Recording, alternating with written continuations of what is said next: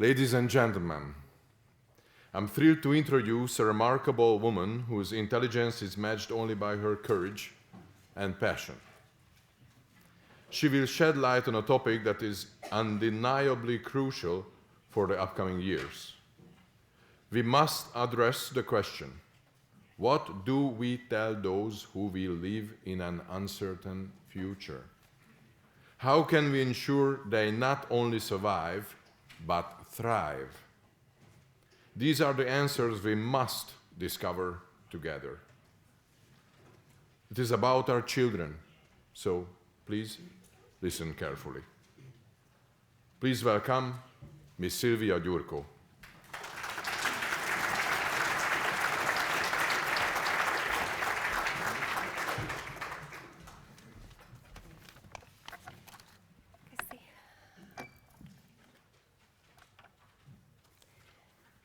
Thank you so much for this introduction. It is very kind.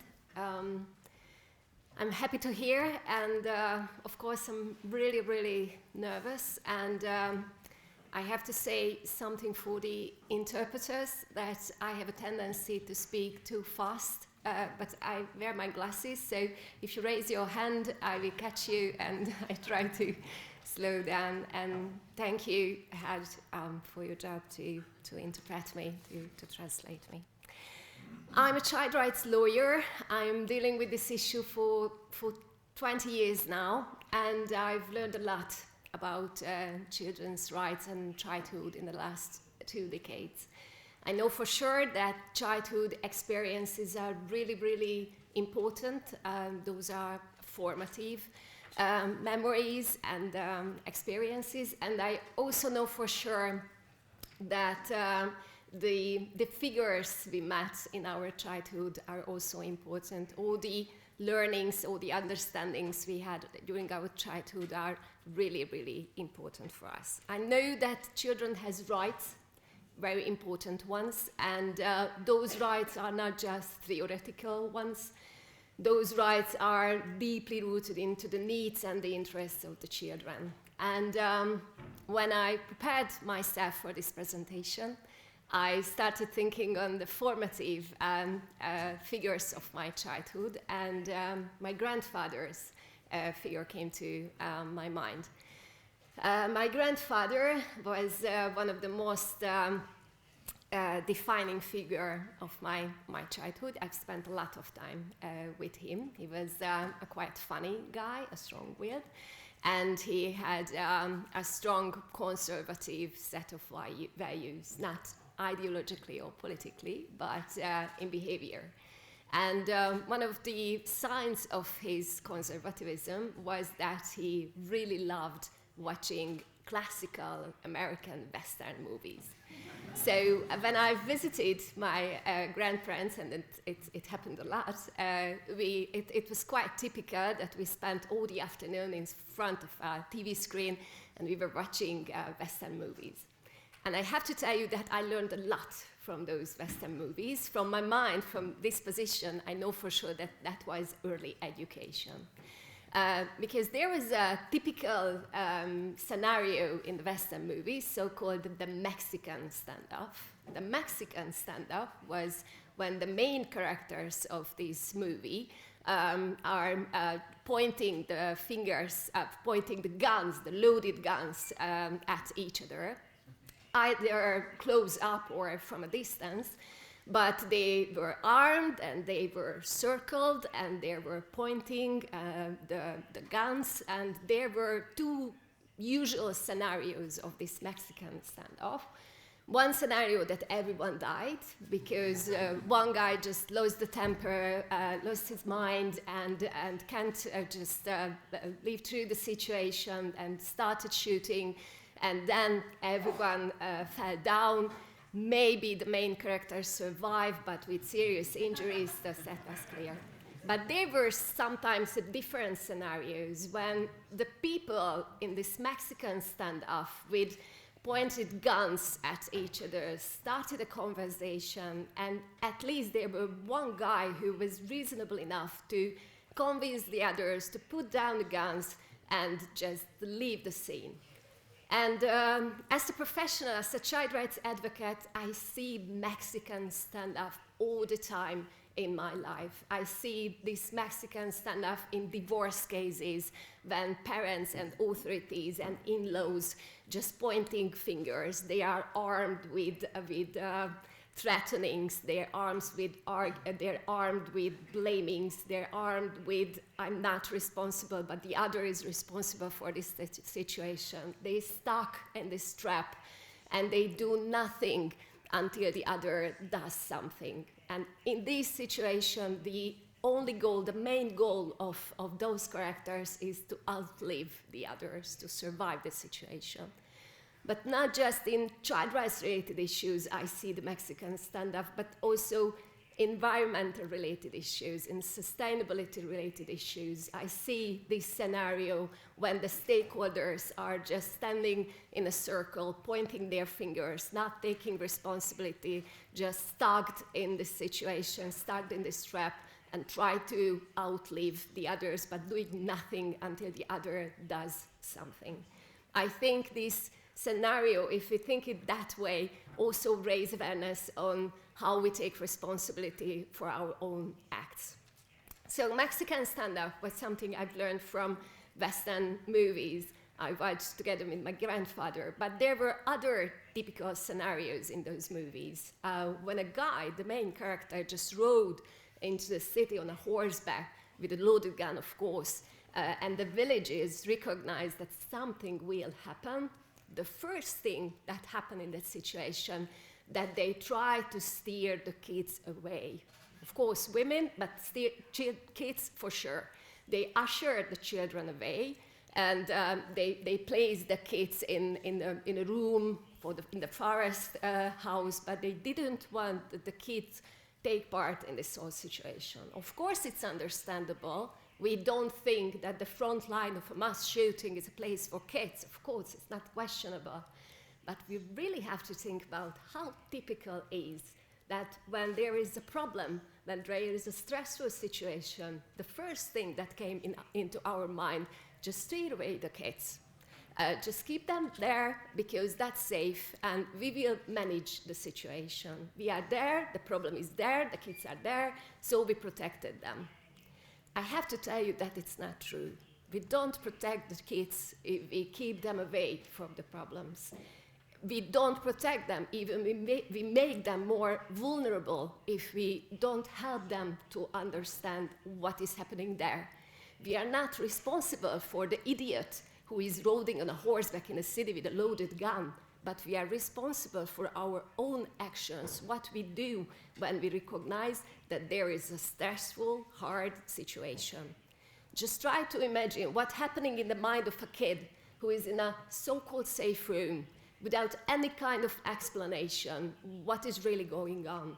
And not just the information what the kids need, but we also know for sure that the kids have very good radars. They just sense that something is not okay. We were all kids, so childhood is our shared experience.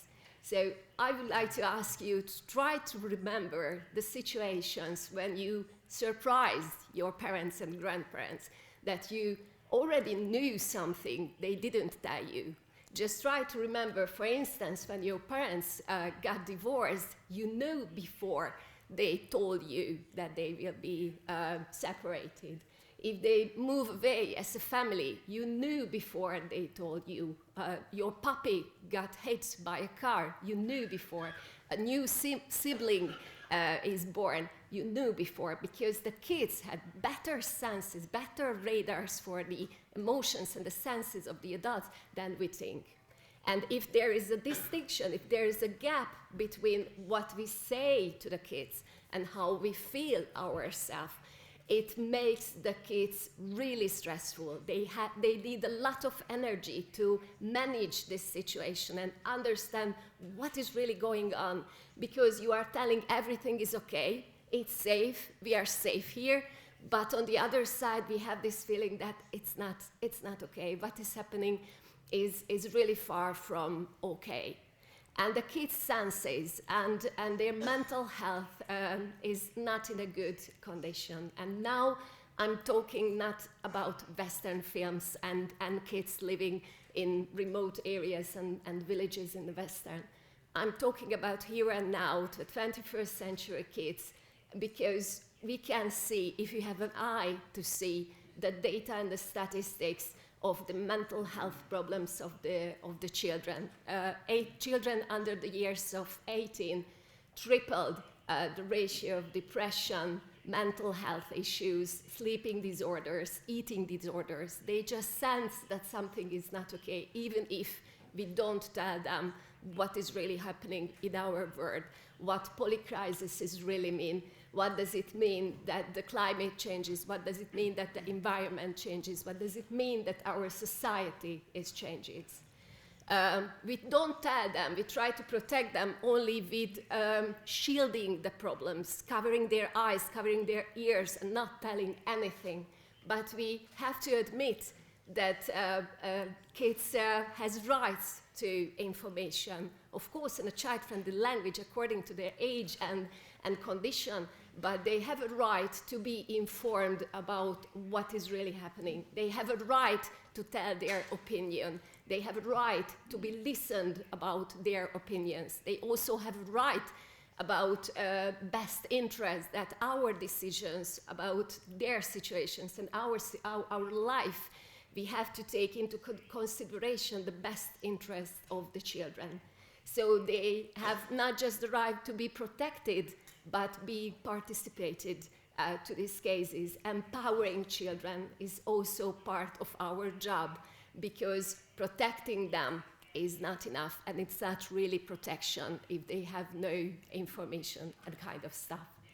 Based on my experiences, sometimes we don't tell kids what is really going on, because not because of their protection, but because of our protection, because we have no words how to tell it, because it's really painful to tell something bad to the kids. So we try to postpone the situation, and we try to design an explanation for that, saying that, oh, this is too complex to understand for a child. It's his or her protection, not telling anything, but it's not true. We are protecting ourselves because we try to avoid difficult conversations, and we have no words. But we can adapt to the situation, and I would like to remind you that in lot of times you told hard and difficult and harsh situation and explain those situations to the kids.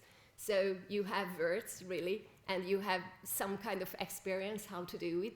So environmental issues and sustainability related issues can be as an exemption. It can be part of this process, how to explain what is really going on. So what I try to tell here, that kids have eyes and ears and mouth, and in their head there are so many parts you can feel with information, you can feel with knowledge and understanding. But the kids had not just a head, they had guts also, and they had gut feelings. So we have to help them to understand what they sense from our behavior, from our attitude. And the kids also have heart, and we have to learn how to train them to cope difficult situations. And we know for sure that the world will change. We know for sure that the world changed, and we have to help the kids how to adapt the situation. If I see the curricula of the schools, I see that we teach them a lot of very important and practical things. But to be honest, I've never heard adults arguing over Pythagoras' sayings on triangles. They are arguing because they don't agree in very fundamental things. They don't agree how they see the world, and they have this illusion that they have to agree in every detail to say that we are okay, we are on the same platforms. We didn't learn to agree in disagree. We didn't learn how to see the words from different point of views. And unfortunately, our curricula, our educational system just doesn't prepare the kids for the changing world. Pythagoras' saying on triangles is really important. Learning facts about the 30 Years' War is really important. Who knows it better than we who live in the shadow of the Russian Empire? We know for sure that history, mathematics, chemistry, physics, every subject in the school is important, but that not just the subjects are important. The kids has not just head, they have also a heart. And without teaching them, without educating them how to not just survive, how to feel good in a changing environment, that is challenging. We have to learn them how to cope stressful situations. We have to teach them how to work together with others. We have to teach them thinking in projects, in small steps. We have to teach them how to gain energy and efforts from art, from books, from the spiritual life, from belief, because we have to pose again the same questions what the Greek posed 1,000 years ago. In the digital area, I deeply believe that we have to reinvent and rediscover philosophy and the fundamental questions of that. We have to discuss with kids what is the meaning of life. What is your goal? What is life? What is the world? What do you see? In the era of AI, when you can't really figure out that you see is a reality or not a reality, we have to teach kids how to think critically, how to recognize what he really sees. So the very fundamental questions of philosophy, of art, we have to rediscover and reinvent and be very significant part of our education system, because otherwise we fail our kids. Kids are there knowing nothing, sensing a lot of things, and they are not in good shape.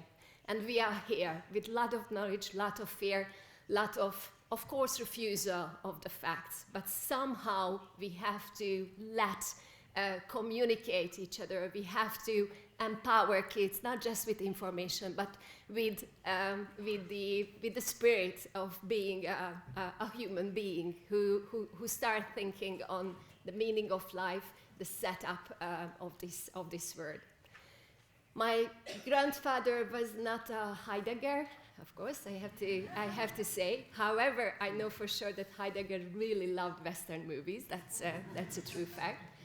But my grandfather was not a Heidegger. Still, he told me a lot about what is beauty in life, how you can be a good person, how you can make distinction between good and bad and ugly, and what Western movies can teach us. I learned a lot. I'm a very proud grandchild of my grandfather, and I've learned the essence of deep adaptation through this connection to my grandparents.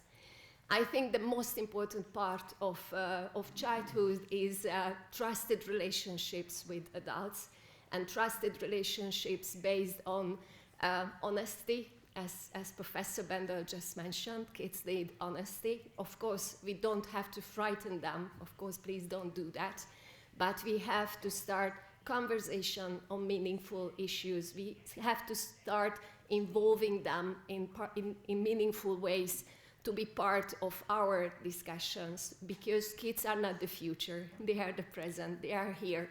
And we have to take responsibility for their well-being here and now, and we can do this with information, with improving and developing their empathy, their skills to cooperate, their skills to understanding, and of course we can reform the educational system, but still in these educational systems we have in our countries, we can still do a lot in our family relationships and with our connections with the other kids.